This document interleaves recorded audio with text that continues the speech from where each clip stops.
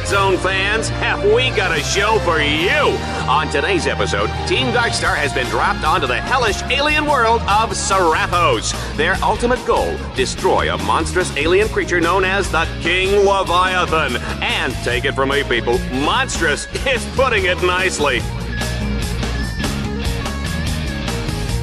Greetings, I'm Solidus-Skully, and welcome back to Ratchet Deadlocked.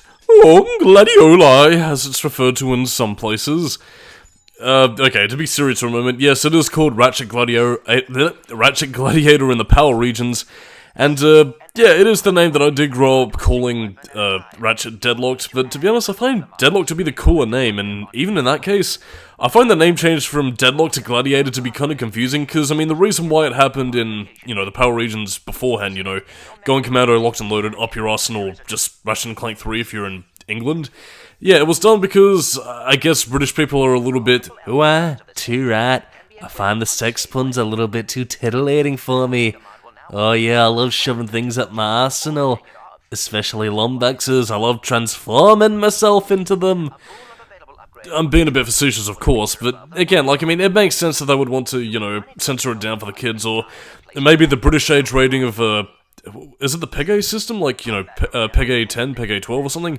Maybe it wouldn't have allowed it for their kids to see, oh no, sex puns. Please, no sex talk, we're British. I mean, not that Australia really gave a fuck, because, I mean, we still have the likes of fucking Ratchet & Clank 3 up your arsenal, but, yeah, really, what was the point of changing the title? I mean, excuse me. I don't think Deadlocked has, well, Gladiator, I should say. I don't think it has, like, any particular connotations to sex or anything, so was it just for tradition's sake? I mean, Ratchet is a gladiator, so, I mean, it's not like the title doesn't make sense either way, but Deadlocked, you know, he's in lockdown, he's imprisoned by Gleeman Vox, so really, what the fuck? Whatever, it's a bit of a pointless change in my eyes, but regardless, it doesn't really change the overall game whatsoever. Anyway, Planet Sarathos. I will say this in terms of how the game structures a lot of its levels, it's very piecemeal. Like, again, you have your little introductory segment, and again, the levels do connect. Which is, again, is one thing that I think does kind of be the level's saving grace from video game man doing video game things. And while it is obvious that a lot of these environments are multiplayer maps, at the same time I think Insomniac do a good job in making them feel more like a cohesive whole, even if structured linearly... Linearly? Is that even a word? Whatever, even if structured in a linear fashion, and just divided up between specific segments. It makes the levels do feel connected as you progress from one area to another. It's just that with the other area being blocked off by a door, there's still a connective tissue, and it does make these environments feel, you know, like living, breathing environments, which is kind of kind of ends with itself, considering that we have no NPCs to talk to, nor anything of the sort to interact with. Well, I mean, apart from just using tertiary violence, but that's neither here nor there in this case. Anyway, I probably should have mentioned it beforehand, but the hacking minigame, minigame, because there isn't one. Yeah, basically Merc and Green pretty much do all the puzzle work, meanwhile Ratchet is just there to just take enemies out while they do a thing. Yes, you know... nothing. Had a very cynical thought, but I'm gonna save it there, because we have the positive music of da-da-da-da-da-da-da. But yeah, to go on to other topics, really, it does kind of make me curious as to why they removed the hacking minigame. I guess to... well... I mean, I can see why, because of this game's rushed development cycle. But I suppose another reason would also be the fact that, you know, it would probably get in the way of the combat flow. I mean, again, there is always, you know, downtime to the combat's uptime, but all the same, I can see why a fast, free-flowing experience would have been preferable. I mean, again, if combat is the one thing that you're going to be doing all the time, you want that to be good, and if it is good, then it can pretty much justify its length. I think it was Bungie during the development of Halo 2 where they said, if you have a 30-second gameplay loop and can extend that to like a 6 or 7 hour game, then you pretty much got a winner on your hands, because again, if the one thing that you're doing all the time is fun, then again, you've got a recipe for a great game there. For lunch! My mother used to serve lumbax brains for breakfast with eggs and salsa. Muy bueno. Yikes! Remind me never to eat at your house. I suppose I should probably also talk about the commentators, that I didn't mention over the past 3 parts, but hey, here we are, here I am, Ratchet Man, here's a treat while you eat. Sorry, completely off topic, but yeah, Dallas and Juanita, basically are commentators of the now, the former of which is basically this pompous dickweed show host dickhead kind of guy, and the other of which is a Latina who would basically fuck you senseless and then rip your fucking balls off all in the same beat. And I will say I do quite like their banter together. I mean, it's obviously like a very strained, I'm only working with this guy because I get paid, because any other time I would fucking murder him. As you actually see in the character epilogue kind of thing. But moreover, it's... Again, their commentary has a very distinctive personality and bite to it, and it's quite entertaining. I don't think all of their jokes land. But again, it is running all throughout the game. It is very reactionary depending on whether or not Ratchet gets hit, or, you know, if he succeeds in certain areas. And again, it is also reactive based upon the level they're in. They will have specific quotes depending on what goals you accomplish and how you accomplish them. Like, I mean, again, if, say for example, if Ratchet takes too much damage, then, you know, Juanita will basically be like, oh yes, he's gonna die, time to masturbate to hell and back, or, you know, if, Dallas sees Ratchet doing something cool, he'll go, holy fucking shit, that was sick, dude. Paraphrasing, obviously, but, again, I really do like their commentary, the fact that it's a little bit more reactionary and dynamic than what you would usually see. I mean, it's certainly, much more dynamic compared to Annihilation Nation, so, yeah. It does make Dallas and Juanita's commentary at least, you know, maintain itself to be a little bit more fresh, you know, all throughout the game, whereas most other games will usually have just repeated quotes like, Underdog Ratchet takes the lead, Underdog Ratchet is doing a race, whoopee. But anyway, I suppose we should probably also talk about Sarathos itself. Well, I mean, again, the level itself is quite drab and depressing and, ooey with all the swampy stink gas. But at the same time, I also find it to be quite an atmospheric level. It's primarily to do with a lot of the bloom effects and lighting you can see here, like especially when you look onto the sun marred by an overcast sky. Again, it's quite beautiful, and it really does suit the atmosphere of the level quite well. It's desolate, but at the same time, who the hell would really visit this place apart from, well, Dreadzone, really?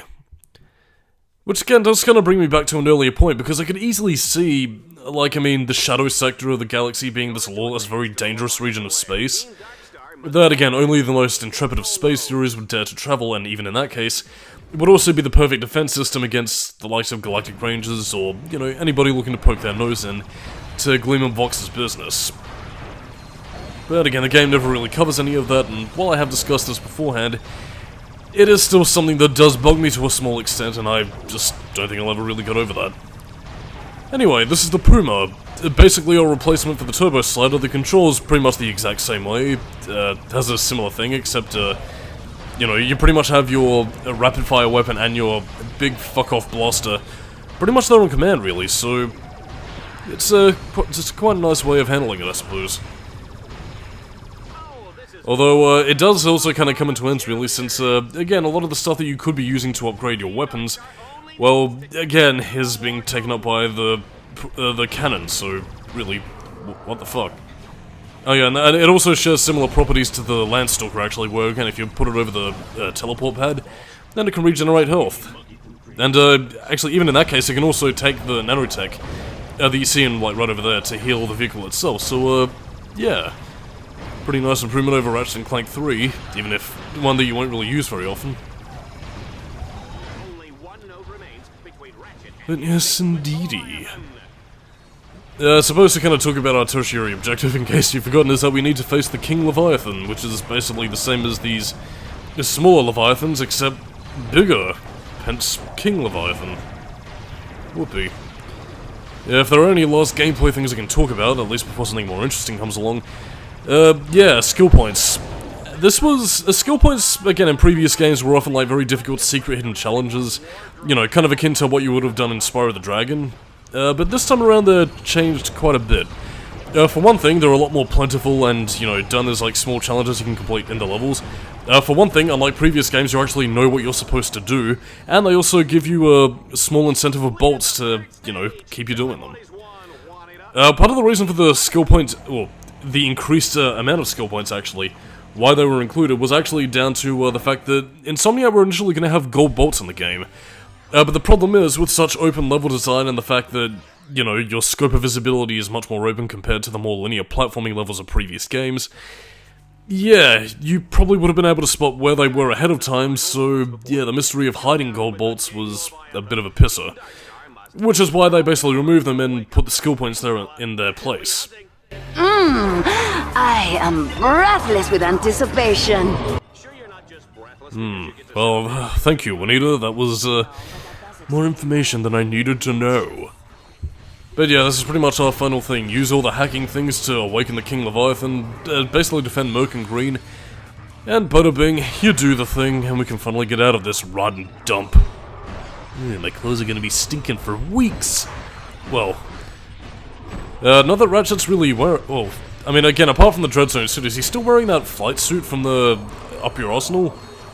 I mean, I suppose he is, otherwise that would be very uncomfortable, because, I mean, I can't imagine metal being good for the junk. Anyway, I really thought I'd have more to say, but again, I suppose to talk about Sarathos in and of itself as an overall level, it's very, well, again, it is one of the more linear examples of a level in terms of, you know, what this game provides. But at the same time, a lot of it is also very self-explanatory. Here's the King Leviathan, make your way to it, use the hacking orbs, destroy it.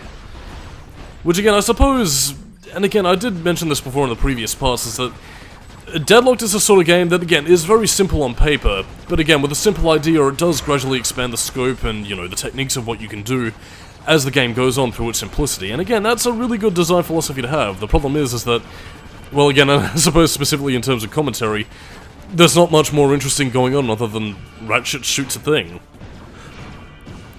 And I mean, again, the attack patterns and enemy dynamics of, you know, the bloody King Leviathan aren't really that much more advanced than a lot of its spawn. Again, it'll fire its laser, it'll buck around and hit you, but that's really it.